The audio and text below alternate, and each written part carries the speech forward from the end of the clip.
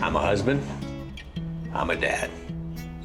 Every day, I think about the moment I will walk my daughter down the aisle. Every day, I think about the moment that I will walk again. Go back to Sam Smith again. In 1997, I got to IndyCar and I was in heaven. Sam has a huge career ahead of him as he is within a half a lap of his first victory. Sam was racing. He was on top of his game. Everything was great. I remember I was standing in the kitchen, and it was his mother who had called me and told me that Sam had been in an accident, and she said it was bad. I crashed on a testing run and severed my spine between my third and fourth vertebrae. 5 months on a respirator. A life sentence in a wheelchair. At least that's what the doctors say.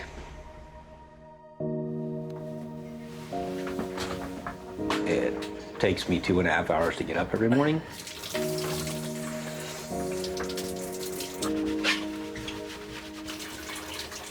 To go through that process and be motivated. I needed something that I truly loved to do during the day to make it all worthwhile.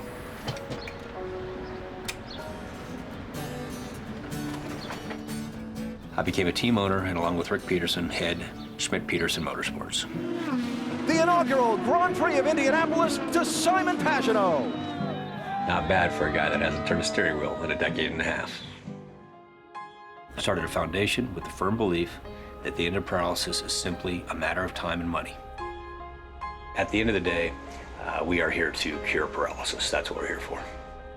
If we had $100 million at our foundation, I could solve this problem in 10 years.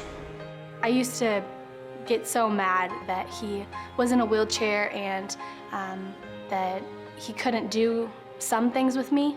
But then once I realized that he couldn't do that with me, he made it up by doing something else or just doing it in a different way.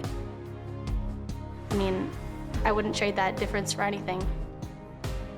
I lost the use of my limbs, but not my will. For the past 7 months, I've worked with a team of engineers on a special car, a car many thought it couldn't be built, a car that I can drive. I turn my head to the left, the car turns to the left. I turn my head to the right, the car turns to the right. Move my head backwards, it accelerates, and then I wear a mouthpiece, and when I bite down to varying degrees, it brakes. On April 7th, I traded my wheelchair for that modified Corvette for the first time. I just want you to feel like it's snug. Yep. Give me left and right. Steering confirmed. Sam, have fun. How fast can we go? And just like that, I was driving a car at Indianapolis again. Race car driving is his passion, it's him. I think that this really gives him a new outlook on life and realizes that, I mean, he really can do anything. This is a sense of normalcy that I thought I'd never get again. Way to go. Was that all you? Yeah. For 15 years, I finally feel normal because this is a normal thing to do when you're not paralyzed. And now I can do it like anybody else. But even that thrill doesn't overshadow the dream. When I crashed, my daughter was 2. Now she is 16.